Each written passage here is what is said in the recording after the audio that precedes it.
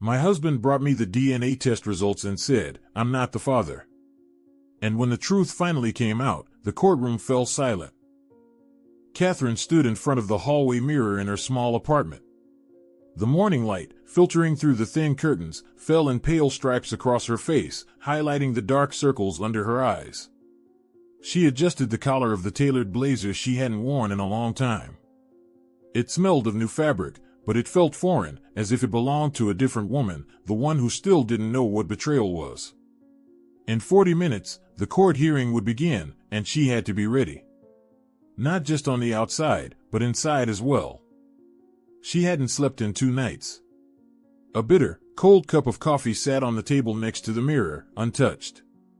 Her reflection didn't look tired, it was sharp, like a blade. Determination was what kept her afloat. She knew everything would be decided today. Her son, her life, her truth, everything was at stake. 6 months ago, her world had started to fall apart. Alexander, her husband of 5 years, had changed. The smile that used to be as warm as a July afternoon had turned cold and distant. He stayed late at work, went on business trips he spoke about vaguely, and more often looked at her with irritation. Catherine felt a wall growing between them, but she couldn't understand what it was made of. And then, on one gray November evening, he came home with a piece of paper in his hand. "He's not my son," he said, without looking her in the eye. His voice was like a hammer striking glass. Catherine froze, feeling the air leave her lungs. "See for yourself." He tossed the DNA test results onto the table. In black and white, it said, "Paternity not confirmed." She couldn't believe it. Their son, little Michael, with his curly hair and laugh like the chime of a bell, was the center of her world. Alexander had been the one to choose his name, the one who held him in the hospital, who took pictures of his every step. And now that icy stare, those words ripping her heart apart. He packed his suitcase and left without a single word of explanation. Catherine took a deep breath, pushing the memories away. She glanced at the clock, it was time. Grabbing her bag with the documents, she quietly closed the door behind her so as not to wake Michael, who was sleeping in the next room under the neighbor's watch. Today she would fight. Not just for herself, but for him. Catherine sat in the back of the taxi, watching the streets slide past the rain-streaked windows. The downpour blurred the streetlights into smudges of gold.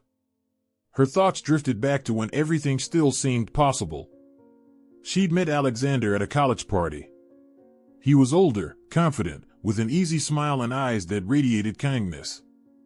They had talked all night, about books, about dreams, about traveling the world. A year later, they were married, and life felt like a fairy tale. When Michael was born, Alexander was over the moon. He'd spend hours with the baby, singing lullabies even though he couldn't carry a tune. Catherine loved watching them together, father and son, bound by an invisible thread. But that thread had snapped. She remembered the night he came home with that cursed sheet of paper. His face looked unfamiliar, as if someone had erased all the warmth from it. "He's not my son," he repeated when she tried to ask what was going on. She stared at the paper, at the clinic seal, at the cold numbers, and felt her world collapsing. "How is this possible?" she whispered, but he was already walking out, slamming the door. That night, she sat awake holding Michael in her arms. His warm breath was the only thing keeping her from falling into the abyss. She didn't understand how a test could say that. She knew the truth. But truth, she realized, could be as fragile as glass. In the days that followed, Catherine tried calling the clinic. The responses were curt: "You're not our client, we can't give you any information." She called Alexander, but he never picked up. Then came the denial of child support, followed by a court summons. Alexander was filing for divorce and wanted his name removed from Michael's birth certificate. It was like a knife to the back. But Catherine refused to give up. She hired a lawyer and insisted on a new test at a state lab. She would fight, even if the whole world was against her. The taxi pulled up to the courthouse. Catherine paid the fare and stepped out into the rain. Her heartbeat was steady, but a storm was raging inside her. She knew this was just the beginning. Life had become a non-stop marathon. The days blurred together, taking care of Michael, gathering documents, meeting with her lawyer, appearing in court. She'd learned to smile at her son even when everything inside her was screaming. Michael, with his big curious eyes, didn't understand what was happening, but he felt her worry. He'd reach for her with his small arms, and that gave her strength. But the world around her grew colder. Her mother-in-law, Teresa, who used to call her daughter, now looked at her with open contempt. "You ruined my son's life," she spat once over the phone. Friends she had once confided in started avoiding her. Even neighbors averted their eyes in the hallway, as if she were an outcast. The hardest to see was Marina. They'd been friends since high school, shared secrets, laughed until they cried, dreamed about the future. But in recent months, Marina had drifted away, and more often, Catherine saw her alongside Alexander in photos on social media or heard her name in passing from mutual acquaintances. Catherine didn't want to believe her friend could betray her, but the doubts grew like weeds. Her lawyer, Sarah Williams, was strict but fair.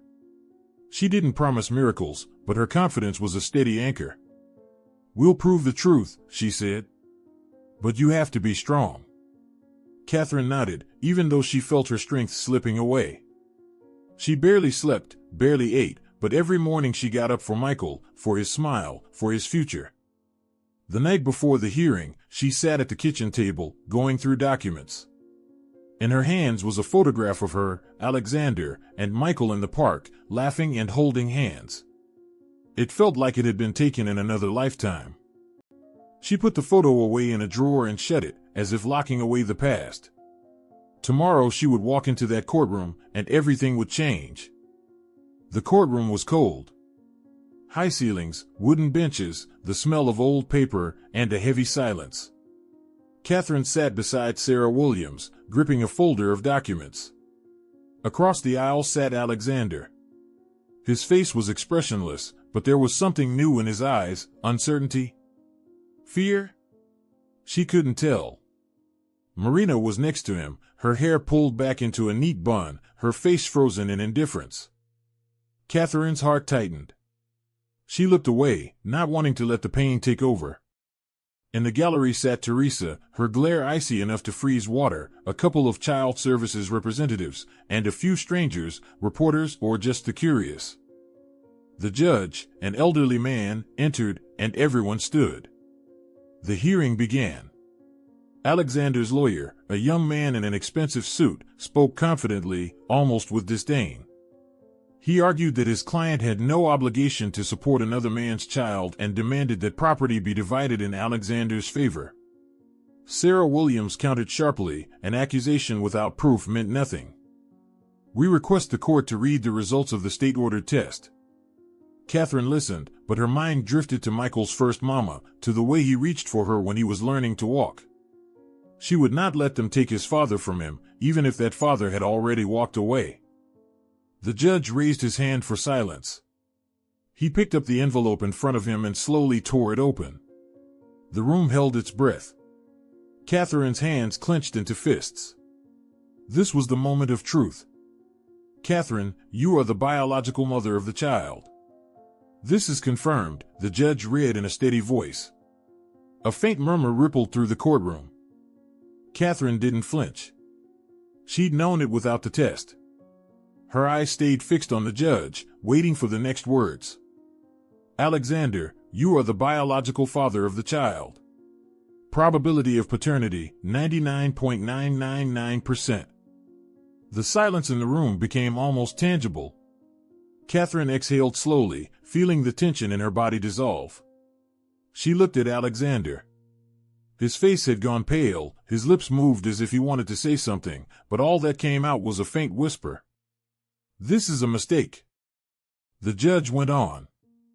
"In addition, the court has evidence that the first test, conducted in a private clinic, was falsified. We have obtained video footage and witness statements from the staff confirming that the sample was provided by another man, not Alexander." Catherine glanced briefly at Marina. She sat with her head down, avoiding eye contact. Sarah Williams rose to her feet. Your Honor, we request to submit the results of a private investigation. We have photographs showing Alexander and Ms. Marina Peterson together prior to the lawsuit being filed. This explains his motive, an attempt to avoid paying child support. The room erupted in murmurs. Teresa shot to her feet, her face flushed with anger, but the judge banged his gavel for silence. The court accepts the materials. The hearing is adjourned for 2 weeks. The child remains with the mother, and temporary child support is granted. Catherine's heart began to race. It wasn't victory yet, but it was a step toward it. She stood, gathering her things, when she heard footsteps. Alexander walked up to her, his face a mix of anger and confusion. "Why are you doing this?" he asked quietly. "Because he's my son, and yours. And I won't let him grow up thinking he was a mistake." Her voice was steel. She turned and walked out of the courtroom, feeling another wall of her past crumble behind her. Outside, light rain was falling. The cold drops hit her face, mingling with the heat still burning inside after Alexander's words. She stopped on the courthouse steps, inhaling the damp air deeply. Sarah Williams walked beside her, holding an umbrella, but Catherine barely heard her talking about the next hearing. All she could hear in her head was, "Why are you doing this?" She hadn't answered him in court, but now, in the quiet of her thoughts, the question spread like a crack in glass. Why? Because truth was her only weapon. Because Michael deserved to know who his father was, even if that father had turned his back. And because she, Catherine, would never let betrayal break her. That evening, after putting Michael to bed, she sat in the kitchen with a cup of tea that had long gone cold. In front of her lay a folder of documents, but her eyes were fixed on an old photo on the fridge, her, Alexander, and Michael on the beach last summer. Sun, laughter, sand on her son's small hands. Back then, she hadn't known that Marina, her friend, had already begun casting a shadow over their family. Marina. Catherine remembered the secrets they'd shared in high school, the dreams they'd spun together. Marina had always been bright, like a spark that could light up everything around her, but could also burn. When she started showing up around Alexander more often, Catherine refused to believe the worst. But now, after hearing her lawyer mention the photos, everything clicked. Marina hadn't just been a supportive friend to Alexander, she'd been part of the plan that almost destroyed her life. Catherine got up and took the photo off the fridge.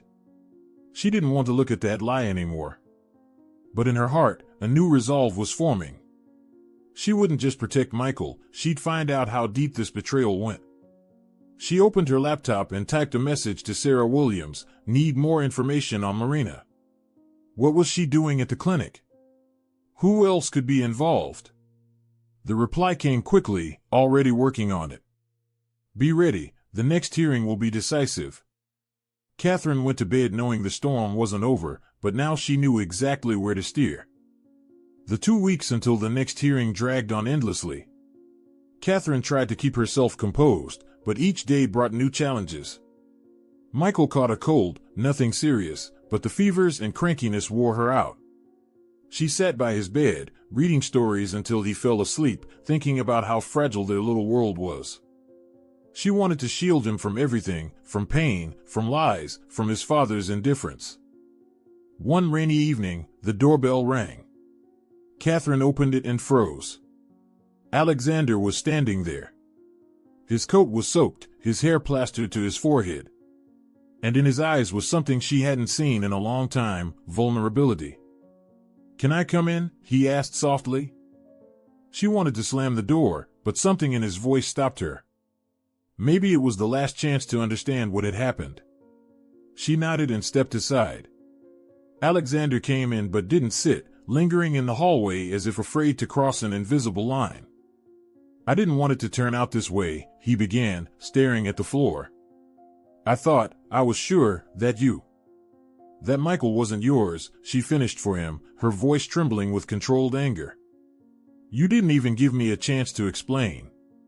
You just walked away." Alexander looked up, and she saw a flicker of guilt in his eyes. "Marina told me. She convinced me the test couldn't be wrong. I was furious, Kate. I wasn't thinking straight. Marina, Catherine repeated, the name tasting like fire on her tongue. You trusted her instead of me. Why? He stayed silent, and that silence told her more than words ever could. Catherine realized he hadn't just made a mistake, he had chosen another side, another woman, another truth. She pointed to the door. Leave. We'll say everything we have to in court. When he left, she leaned against the wall, feeling the tears rise, but she refused to let them fall. Instead, she went to check on Michael, who was sleeping with his plush teddy bear clutched in his hand. She smoothed his hair and whispered, We'll get through this, baby. I promise. The day of the final hearing came like a storm breaking after a heavy, airless heat. The courtroom was as cold as before, but this time Catherine felt different. She wasn't a victim, she was a fighter walking into battle. In her bag were new pieces of evidence Sarah Williams had gathered, Marina's correspondence with a private clinic employee confirming the falsification of the test, and proof that Alexander had known about her plan. This was her final card to play. The judge entered, and the room went still. Sarah Williams went straight to the point. She presented the proof of the tampered first test and confirmed the results of the state lab. Alexander was Michael's father, there was no doubt. Then she laid out the motive. My client, Catherine, was the target of a calculated scheme orchestrated by Alexander and Ms. Marina Peterson to avoid paying child support and to dissolve their marriage. Her voice rang clear as a bell, and even Teresa, sitting in the gallery, lowered her eyes. Alexander tried to protest, but his lawyer looked shaken. The evidence was airtight, phone call recordings, emails, even a statement from the clinic employee admitting he'd been paid to swap the samples. The judge nodded, his expression unreadable, but Catherine saw Alexander's shoulders tense. The verdict came quickly, paternity confirmed, full child support awarded, and Alexander ordered to pay damages for emotional distress. The court also required him to attend family mediation in an attempt to rebuild a relationship with his son. Catherine knew he wouldn't. He had already chosen his path. When the hearing ended, she walked out of the courtroom with a lightness in her chest. It was a victory, but not the end. She glanced at Marina, who was hurriedly packing her things, avoiding her eyes. Teresa left without a word. Alexander stayed seated, staring into nothing. Catherine didn't feel joy at their defeat, only exhaustion, and a quiet hope for a new beginning. She stood in the empty room of her new apartment. Boxes were stacked in the corner, and the air smelled of fresh paint. Michael was running around, waving a toy airplane, his laughter filling the space with warmth. She had moved in a week ago, leaving behind the old apartment filled with memories of the past. Sarah Williams had recommended her to a law firm, and to her own surprise, Catherine had said yes. The work was challenging, but she felt it was her chance to start over. Her colleagues, unlike her old friends, didn't ask about her past. They saw her as a professional, and it was a new feeling, being valued for what she did, not for the gossip that followed her. The night still brought nightmares. Sometimes she saw Alexander, his cold stare, his words. Sometimes it was Marina, with her fake smile. But every morning, she got up, made breakfast for Michael, and kept teaching herself to trust the world again. She signed up for psychology classes to better understand herself and her son. She wanted to be not just a mother, but a constant source of support he could always count on. One evening, while unpacking boxes, she found an old photo album. She froze as she opened it to their wedding picture, Alexander smiling, holding her hand. She closed the album and put it on the highest shelf. That was no longer her story. Her story began here and now, with Michael, with her new job, with faith in herself. A year passed since the last hearing. Catherine sat on a park bench, watching Michael swing back and forth. His laughter rang like music, and she smiled, feeling the sun warm her face. Life hadn't gotten easier, but it had become clearer. She had learned to treasure quiet moments, just being there with her son, with herself, with the world. The job at the law firm had unlocked a new strength in her. She was helping people who, like she once had, were standing face to face with injustice. Her confidence grew with every case, with every grateful look from a client. She no longer feared being alone. She realized that solitude wasn't emptiness, it was space to grow. Alexander had vanished from her life. No calls, no visits, no attempts to see Michael. Word was he'd left town, leaving behind debts and rumors. Marina had also disappeared, like a shadow fading in daylight. Teresa never called again, and Catherine was glad for it. She didn't want to hear accusations or excuses. Her world now belonged to her and Michael. Sometimes, falling asleep, she still felt the shadow of the old pain, but she had learned to live with it. She knew she had survived. She hadn't broken, and no one would ever make her doubt her strength again. Catherine watched her son running toward her with a beaming smile, and she knew this was why she had fought. She had learned to be not just a mother, but a pillar for herself, too. A new apartment in a quiet neighborhood, a job at a law firm where her sharp mind and determination were valued, and of course, Michael, her son, her light, her reason to get up every morning. Michael was growing fast, too fast. His curls had darkened a little, and his curious eyes, once filled with innocent trust, now held questions she didn't always know how to answer. In the evenings, over dinner, he would sometimes pause with his spoon in hand and ask, "Mom, where's my dad?" The first time came when Michael was 5. Catherine froze, feeling her heart tighten. She didn't want to lie, but the truth was too heavy for a child. "Daddy's far away, sweetheart," she said, stroking his hair. "But I'm here, and we're a team." Michael nodded, but there was a flicker of doubt in his eyes, like a shadow passing over a sunny field. As the years went by, the questions grew more pointed.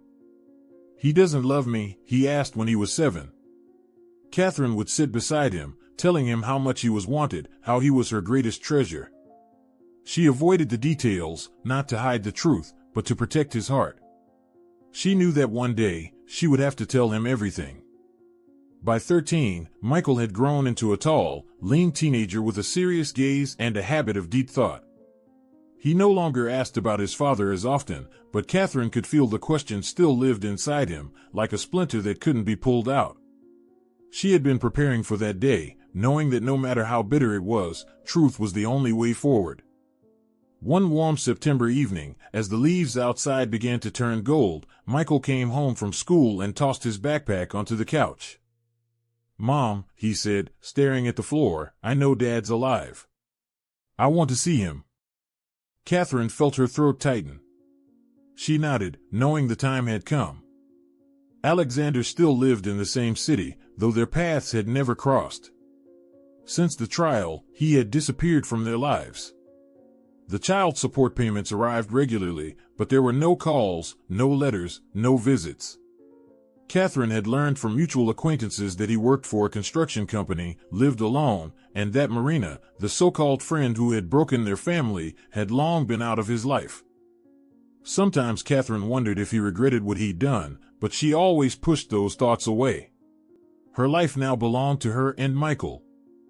She reached out to Alexander through one of his co-workers, sending a short message, "Michael wants to see you." The reply came 2 days later, "I agree. Name the place and time." Catherine chose neutral ground, a cafe in the city center with big windows and cozy wooden tables. She wanted the meeting to be calm, without unnecessary drama. On the day, Michael wore his favorite blue hoodie and nervously twisted the drawstring as they walked toward the cafe. Catherine held his hand, feeling the faint tremor in his palm. "It's going to be fine," she told him softly. "Just be yourself." Michael nodded, but there were so many questions in his eyes that she had to fight back tears. Alexander was already waiting at a window table. He looked older now, streaks of gray in his hair, new lines on his face. But his eyes were the same, the ones that had once looked at her with love, and later with coldness. He stood when they entered, offering a hesitant smile. "Hi, Michael," he said, his voice unsteady. Michael stopped, studying him, as if trying to find something familiar in this man. "Hi," he answered quietly, taking a seat across from him. Catherine stayed back, watching. She didn't interfere, letting them talk.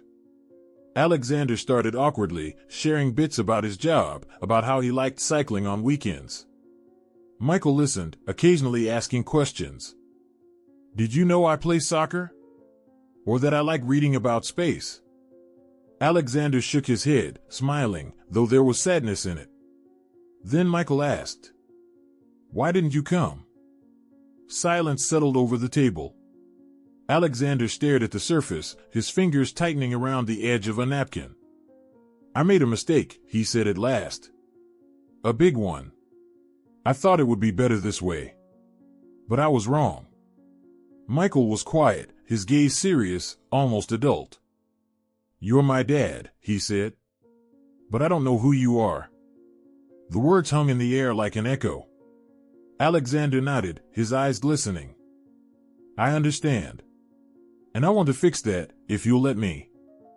Catherine felt her heart tighten. She didn't know if she could forgive Alexander, but she could see that Michael needed this meeting, not to bring his father back, but to close a chapter that had been left open for far too long. They talked for another half hour. Michael told him about school, his friends, and his dream of becoming an astronomer. Alexander listened, sometimes asking questions, sometimes just nodding. When it was time to leave, he handed Michael a business card. "If you ever want to call, I'll always be happy to hear from you." On the way home, Michael was quiet.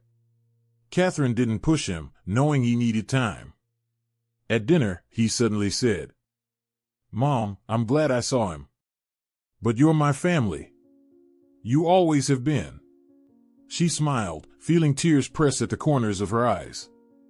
"And you're mine, Michael. Always." That night, Catherine lay awake for a long time, staring at the ceiling, thinking about how far they'd come. 10 years ago, she'd stood in front of a mirror, preparing for the court hearing that would change her life. Now she was different, stronger, wiser, freer. And Michael, her son, was growing into someone who knew how to ask questions and search for answers. She knew that whatever lay ahead, they would face it together.